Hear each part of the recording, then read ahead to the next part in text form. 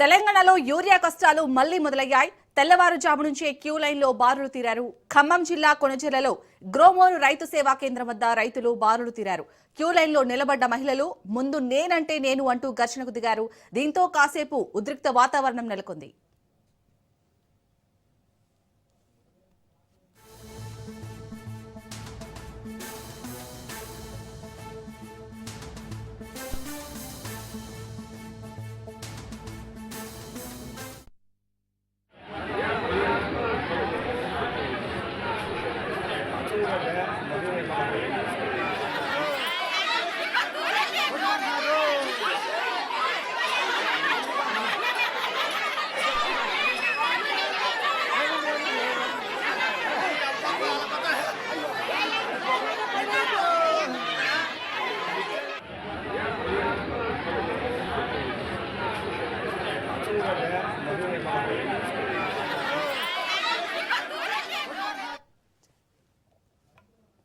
తెలంగాణలో యూరియా కష్టాలు మళ్లీ మొదలయ్యాయి.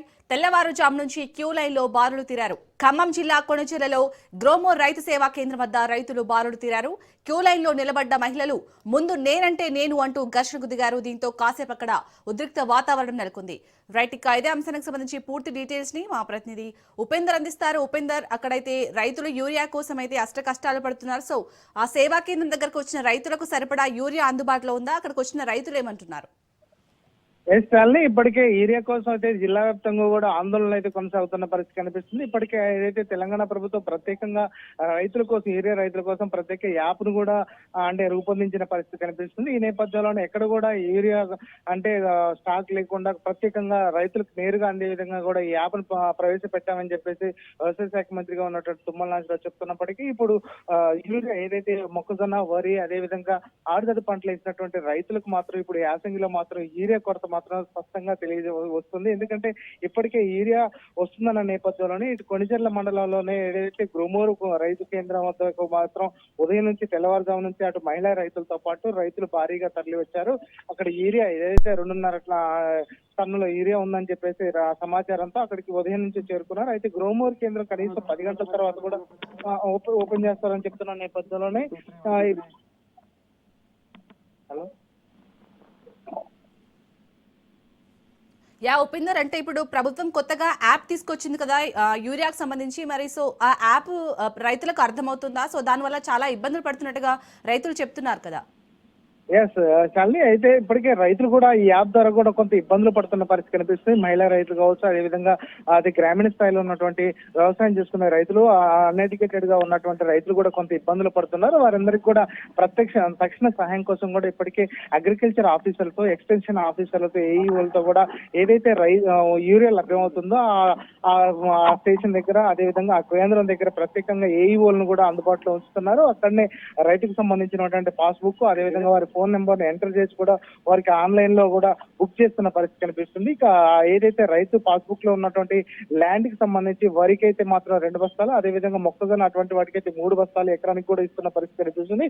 ఇక ఎక్కువ కావాల్సి వచ్చి 5 ఎకరాల కంటే పైగున్న రైతులకు మాత్రం 3 దఫాలుగా కూడా యూరియాను సరఫరా చేస్తున్నామని చెప్పేసి చెప్తున్నప్పటికీ కొరత మాత్రం తీవ్రంగా ఉంది. ఇప్పటికే ఏదైతే మొక్కజొన్న పంట చేతికొచ్చే పరిస్థితుల్లో యూరియా ఖచ్చితంగా వేయాలని చెప్పేసి రైతులు ఆశిస్తున్నారు. ఆ నేపథ్యంలోనే ఎక్కడైతే కొనుగోలు కేంద్రాల్లో అమ్మకపు కేంద్రాల్లో యూరియా వచ్చిందని తెలియగానే ఆ చుట్టుపక్కల ఉన్నటువంటి రైతులంతా కూడా ఉదయం నుంచి కూడా ఆ కొనుగోలు కేంద్రాలకు అయితే తరలి వస్తున్న నేపథ్యంలోనే ఇక్కడ గందరగోళ పరిస్థితి కనిపిస్తున్నాయి. ఇప్పుడు ప్రధానంగా కొణిజెర్ల మండలంలో ఉన్నటువంటి గ్రోమోర్ రైతు కేంద్రం వద్ద మహిళా రైతులు భారీగా తరలి వచ్చారు. వారంతా కూడా కొంత గందరగోళ పరిస్థితులు ఉన్నాయి. మహిళలు కూడా తన్నుకునే పరిస్థితి ఉంది. అక్కడ కొంత మాకంటే మేము ముందు వచ్చాం క్యూ లైన్ లో అని చెప్పేసి వారంతా కూడా కొంత గొడవ పడుతున్న పరిస్థితి కనిపిస్తుంది. వారందరినీ కూడా సద్దుమణిగే ప్రయత్నం అయితే చేస్తున్నారు. అక్కడికి వెంటనే ఏదైతే కొణిజెర్ల పోలీసులు అక్కడికి చేరుకున్నారు. వారందరినీ కూడా క్యూ లైన్ లో నిల్చోబెట్టి ఆ 2.5 టన్నులకు సంబంధించినటువంటి యూరియాను కూడా వెంటనే రైతులకు ఇచ్చే విధంగా కూడా ఏర్పాటు చేస్తున్నారు. ప్రస్తుతం మరికొంత కూడా యూరియా వస్తుంది. విడతల వారీగా ప్రతి గ్రామానికి కూడా మేము తెలియపరుస్తామని చెప్పేసి ఎక్స్టెన్షన్ అధికారులు కావచ్చు, అగ్రికల్చర్ ఆఫీసర్లు కూడా చెప్తున్నప్పటికీ రైతులు మాత్రం తమకు దొరుకుతుందో దొరకదో అని చెప్పేసి ఈ గందరగోళ పరిస్థితులు నెలకొన్నాయని చెప్పేసి అయితే అధికారులు చెప్తున్నప్పటికీ రైతులు తీవ్రత మాత్రం తీవ్రంగా ఉంది. ప్రస్తుతం మాత్రం జిల్లా వ్యాప్తంగా ఇదే పరిస్థితి. కొణిజెర్ల, వైరా, మదిర, సత్తుపల్లి ఈ ఏరియాలో అదే విధంగా నాగార్జున సాగర్ లెఫ్ట్ కెనాల్ కింద కూడా ఎక్కువగా వరి సాగు చేస్తారు. వరికి కావచ్చు, అదే విధంగా మొక్కజొన్న, ఈ పొద్దుతిరుగుడు లాంటి ఆరుతడి పంటలకు కూడా ఈ యూరియా ఎక్కువగా అవసరపడుతుంది. ఆ నేపథ్యంలోనే రైతులు ఒక్కసారిగా కూడా ఏదైతే ఎక్కడ లభ్యత లభిస్తుందో, ఎక్కడ యూరియా లభిస్తుందో అక్కడికి చేరుకోవడంతో ఈ పరిస్థితులు అయితే నెలకొన్నాయి. వీటన్నిటిని కూడా షార్ట్అవుట్ చేయాల్సిన అవసరం ఉంది. ప్రస్తుతం రాష్ట్ర వ్యాప్తంగా కూడా యాప్ను ప్రవేశపెట్టినప్పటికీ అంటే రైతులకు ప్రత్యేకమైన అవగాహన కల్పించకపోవడం కావచ్చు, అదేవిధంగా రైతులు అన్ఎడ్యుకేటెడ్ కావచ్చు, ఈ మొత్తం కూడా కొంత ఇబ్బందుల పరిస్థితులు అయితే నెలకొన్నాయి. ప్రస్తుతం రైతులను జాగరూకులు చేయాలి, వారికి ప్రత్యేకంగా అవగాహన కల్పించాలని చెప్పేసి అయితే చెప్తున్నారు.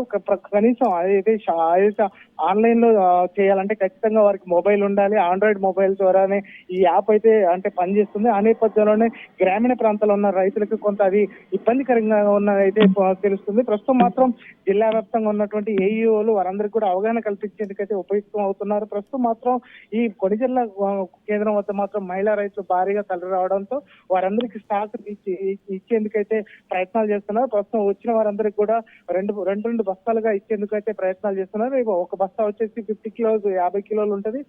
అట్లాంటివి ప్రతి రైతుకి 2 ఇచ్చేందుకు కూడా కూపన్లు అయితే ఇస్తున్న పరిస్థితి కనిపిస్తుంది. ప్రస్తుతం మాత్రం ఆ ప్రాంతంలో కొంత గందరగోళ పరిస్థితులు ఉన్నాయి. వారందరినీ కూడా సద్దుమణిగే ప్రయత్నం చేస్తున్నప్పటికీ రైతులు మాత్రం భారీగా తరలి వస్తున్నారు. అది నేషనల్ హైవేకి దగ్గరగా ఉండటంతో మాత్రం వారంతా కూడా కొంత ఎక్కువగా అంటే చుట్టుపక్కల రైతులు కావచ్చు, అదేవిధంగా ఆ ప్రాంతానికి వచ్చిన రైతులంతా కూడా పాస్బుక్లతో కూడా అక్కడికి బారులు తీరడంతో ఈ పరిస్థితి నెలకొంది. ప్రస్తుతం మాత్రం అక్కడ కొంత గందరగోళ పరిస్థితులు అయితే కనిపిస్తున్నాయి. Shalini. Right, thank you Upender.